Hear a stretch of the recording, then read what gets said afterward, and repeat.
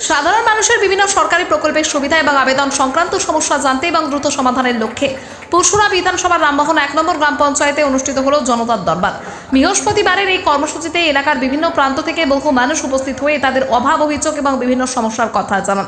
জনতার দরবারে উপস্থিত ছিলেন পরশুরা বিধানসভার বিধায়ক বিমান ঘোষ এবং খানাকুলা 1 নম্বর ব্লকের বিডিও সহ প্রশাসনের আধিকারিকরা। সাধারণ মানুষের বিভিন্ন সরকারি পরিষেবা প্রকল্পে আবেদন এবং স্থানীয় সমস্যার বিষয়ে তাদের কথা শোনেন বিধায়ক। এদিনের অনুষ্ঠানে একটি নতুন অ্যাপও লঞ্চ করা হয়। অ্যাপটি সম্পর্কে বক্তব্য রাখতে গিয়ে বিধায়ক বিমান ঘোষ জানান, প্লে স্টোর থেকে অ্যাপটি ডাউনলোড করে এলাকার বিভিন্ন সরকারি প্রকল্প পরিষেবা এবং অন্যান্য তথ্য জানা যাবে। পাশাপাশি এলাকার অভাব অভিযোগ এবং সমস্যার কথাও সরাসরি জানানো সম্ভব হবে। বিধায়কের দাবি, প্রযুক্তির মাধ্যমে সাধারণ মানুষের সঙ্গে প্রশাসন এবং জনপ্রতিনিধিদের যোগাযোগ আরও সহজ এবং দ্রুত করাই এই উদ্যোগের মূল লক্ষ্য। জনতার দরবারে মানুষের স্বতঃস্ফূর্ত উপস্থিতি এবং তাদের সমস্যার কথা জানানোর মধ্যে দিয়ে কর্মসূচিটি গুরুত্বপূর্ণ হয়ে ওঠে।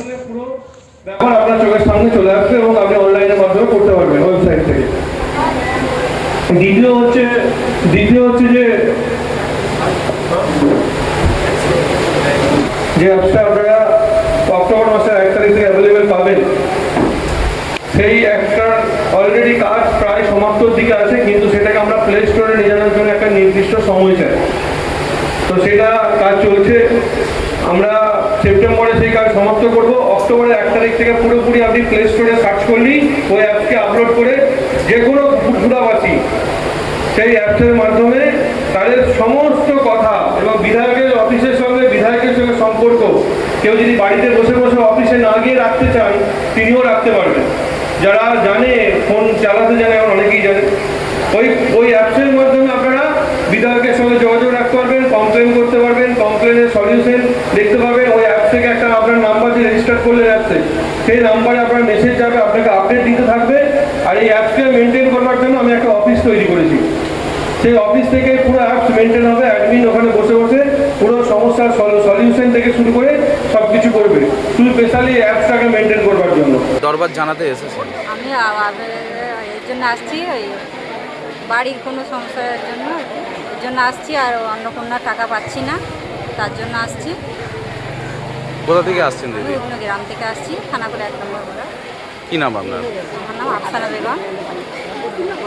দরবার জানাতে এসেছেন বিধায়কের কাছে? সম্বর্ধনা জানাচ্ছি, ভালো হ্যাঁ ভালো সম্বর্ধনা জানাচ্ছি। হ্যাঁ, আপনার কি দরবার করবেন বিধায়কের কাছে? আমি করবো ওই কৃষক বন্ধুর জন্য, আমি আবেদন করতে এসেছি। কৃষক বন্ধুর জন্য? কোথা থেকে আসছেন দাদা? উদনা। উদনা। কি নাম আপনার? নওশাদ আলী মণ্ডল। দেখুন, এই কর্মসূচিটা আজকে শুরু করেছি এখানে জনতার দরবারে বিধায়ক। তো এই কর্মসূচিটা শুধুমাত্র সাধারণ মানুষের জন্য। 10টা ডিপার্টমেন্ট যেটা আছে রাজ্য সরকারের, যে রাজ্য এবং কেন্দ্রীয় সরকারের যে ঘোষিত প্রকল্পগুলো চলছে তার উপর বিচার করে অনেক মানুষ অনেক প্রকল্পের সুবিধা পায়নি, বিভিন্ন জায়গায় ঘুরে বেড়াচ্ছে এদিক ওদিক করে। তো তাদের জন্য বিশেষ করে আমাদের এই খানাকুলা 1 নম্বর ব্লকের এই 5টা পঞ্চায়েত, যেগুলো পরশুরার মধ্যে পড়ে, রামমোহন 1, রামমোহন 2, তাঁতিশাল, বালিপুর, ওরুন্ডা, এই 5টা পঞ্চায়েতের অসংখ্য মানুষের সকাল থেকে ভিড়। এই কারণে যে উদ্দেশ্যে করেছিলাম সেই উদ্দেশ্যটা আমাদের সফল হচ্ছে। যে একটাই উদ্দেশ্য ছিল যে মানুষগুলোর সুবিধা পাই দেওয়ার জন্য, তো এসেছে। এবং সর্বোপরি আমি ধন্যবাদ জানাবো আমাদের ব্লকের যিনি বিডিও ম্যাডাম আছেন, উনি সর্বতভাবে সহযোগিতা করেছেন, এবং আমাদের রামমোহন 1 পঞ্চায়েতের প্রধান সহ এখানকার সমস্ত যারা আছেন সকলে মিলে সহযোগিতা করেছেন, করে আজকের এই কার্যক্রম সফল হচ্ছে। থানা, ফায়ার ব্রিগেড, হসপিটাল, সবাই। তো সেহেতু এই কার্যক্রমটা পাবলিক কার্যক্রম, এবং তার জন্য আজ সকাল থেকে সাধারণ মানুষ আসছে, বিভিন্ন সুযোগ সুবিধা পাচ্ছে। যাদের পাচ্ছে না তাদের এখানে নোট হচ্ছে, সেটা পরবর্তী সময় এবং সেটাকেও বিচার করে তাদের সলিউশন করার চেষ্টা করব। এই কর্মসূচি আগামী দিনে কি আর কিছু পঞ্চায়েত এলাকায় এই কর্মসূচি কন্টিনিউ চলতে থাকে, বিভিন্ন এলাকায় চলবে। আজকে জনতার দরবারে বিধায়ক কর্মসূচি আমি রামমোহন 1 পঞ্চায়েতে করছি, 5টা নেই। আমার পরশুরা বিধানসভায় 15টা পঞ্চায়েত আছে। তো এই পরবর্তী সময় আরও 5টা করে, মানে 5টা করে পঞ্চায়েত ভাগ করে 3টে পার্টে করব। আমরা সেপ্টেম্বরে 1 থেকে 15-র মধ্যে একটা হবে জনতার দরবারে বিধায়ক, ওইদিকে হবে। আবার সেপ্টেম্বরের 15 থেকে 30 তারিখের মধ্যে আরেকটা কর্মসূচি হবে। তো এরকম করে রোটেশন 2 মাসে একবার এই 5টা জিপিতে এটা কন্টিনিউ চলতে থাকবে। কারণ এই যে এখানে যে সমস্যাগুলো আসলো সেই সমস্যাগুলো সমাধানের জন্য ব্লক থেকে পঞ্চায়েত থেকে শুরু করে চেষ্টা করা হবে। তাতেও যদি কোনো পেন্ডিং রয়ে যায় পরবর্তী যে জনতার দরবারে হবে সেখানে গিয়ে তার আগে সলভ করার চেষ্টা করা হবে। একটা প্রশ্ন, এখানেতে যারা এসেছেন তারা এখানে উৎসাহের সঙ্গে এসেছেন যে এবার পরিষেবাটা পাওয়া যাবে, ভরসা করছেন, বিশ্বাস করছেন। তো তার মর্যাদাটা তো আমরা রাখবো, তার জন্যই তো কার্যক্রম। লোককে দেখানোর জন্য, হাইলাইট হওয়ার জন্য তো কার্যক্রম নয়। হাইলাইট হওয়ার জন্য মিটিং মিছিল হতে পারে, কিন্তু হাইলাইট হওয়ার জন্য এইসব কার্যক্রম হতে পারে না। এইসব কার্যক্রম সাধারণ মানুষের পাশে থাকবার জন্য। এরপরে একটা বিষয়, আরও মানুষের কাছাকাছি থাকবার জন্য, মানুষের সমস্যার কথা শুনবার জন্য, সমাধান করবার জন্য 2টো বিষয় লঞ্চ হয়েছে। একটা হচ্ছে ওয়েবসাইট, যে ওয়েবসাইটের নাম হচ্ছে bimanghosmla.in। আজ থেকেই ওটা চালু আছে।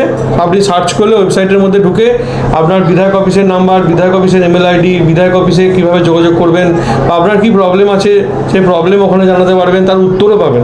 আমি বেসিক্যালি একটা অফিস করেছি, হোম অফিস, যে অফিসের মধ্যে এটা গেল ওয়েবসাইট। আর একটা অ্যাপস যেটা 1 অক্টোবর থেকে আপনি প্লে স্টোরে পেয়ে যাবেন। অ্যাপসের নাম জনতার দরবারে বিধায়ক বিমান। তো সেই অ্যাপসটা প্লে স্টোর থেকে আপনি 1 অক্টোবর থেকে আপলোড করতে পারবেন এবং সেই অ্যাপসের মধ্যে ঢুকে আপনি যাবতীয় আপনার কমপ্লেন আপনি বাড়িতে বসে বসেও বিধায়কের সঙ্গে যোগাযোগ করতে পারবেন। আর এই ব্যাক অফিস দেখবার জন্য আমি একটা আলাদা অফিস করেছি। এই সমস্ত প্রবলেম সলিউশন করবার জন্য বিভিন্নভাবে একটা বড় একটা নেটওয়ার্ক অফিস সাধারণ মানুষের পাশে দাঁড়ানোর জন্য রেডি করেছি। কেউ যদি ডিজিটালভাবে প্রবলেম সলভ করতে চায় ডিজিটালভাবে হবে, কেউ ফিজিক্যালি যেতে চাইলে আমি তো আগেই ঘোষণা করেছি বিধায়ক সেবা কেন্দ্র আছে, সেখানে আসবে, সেখানে থাকবো। অনেক সমস্যা আছে যেটা ডিজিটালি হয় না, ফিজিক্যাল যে আসতাম সেটা শেখানো হবে। টাকার মধ্যে কোনো হয়তো অভিযোগ ওই অ্যাপসের মধ্যে দেখবেন, আমি 1 অক্টোবর থেকে বুঝতে পারবেন সমস্ত সরকারি প্রকল্পের নাম দেওয়া থাকবে। আপনি ওখানে ক্লিক করলে ওর মধ্যে ঢুকে যাবেন। ঢুকে গিয়ে আপনি ওই অ্যাপসের থেকে আপনার সমস্যার সমাধান বা ওখানে অ্যাপ্লাইও করে দিতে পারবেন এবং সেটা বিধায়ক এন্ড থেকে হয়ে গেল। ওই অ্যাপ্লাইয়ের নলেজ বিধায়কের কাছে চলে গেল। এবং ওই অ্যাপসেতে আরেকটা এজেন্ডা থাকবে আদার্স মানে আপনি পলিটিক্যালও যদি কেউ কোনো বিষয়ে প্রতারিত হন বা যাই হোক, হ্যাঁ, তো তারও ওখানে কমপ্লেন করার জায়গা থাকবে এবং কমপ্লেনে আপডেটেশন পেতে থাকবেন। ওই নাম্বার যে অ্যাপসে যিনি অ্যাপসটা আপলোড করছেন, যে নাম্বার অ্যাপসে রেজিস্ট্রেশন করলেন, ওই নাম্বারে তিনি মেসেজ পেতে থাকবেন কন্টিনিউ, যে তার পজিশন কী আছে, আজকে বিধায়ক কোথায় যাচ্ছে, বা সে যে কমপ্লেনটা করেছিল কমপ্লেনের স্ট্যাটাস কী আছে, বা তাকে কোথাও যোগাযোগ করতে বলা হচ্ছে, ওই অ্যাপসের মাধ্যমে কিন্তু উত্তর দিতে থাকবে, চলতে থাকবে।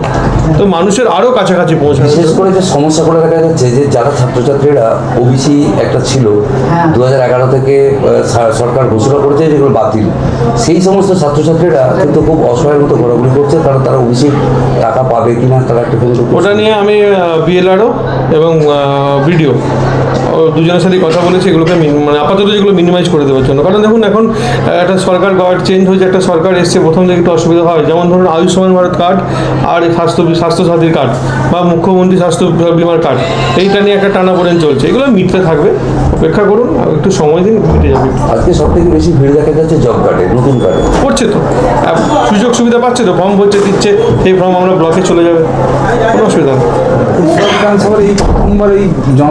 পুরসভা বিধানসভা নয়, জনতার দরবারে বিধায়ক এই কর্মসূচি অনারেবল সিএম আমাদের রাজ্য দপ্তর থেকে উনি একটা কর্মসূচি করেন, সোমবারকে সোমবার উনি বসেন, আর হয়তো মেবি সেকেন্ড হতে পারে। খুচরা বিধানসভার এই শুধু পুরসভা না, পুরসভা তো অবশ্যই হতো।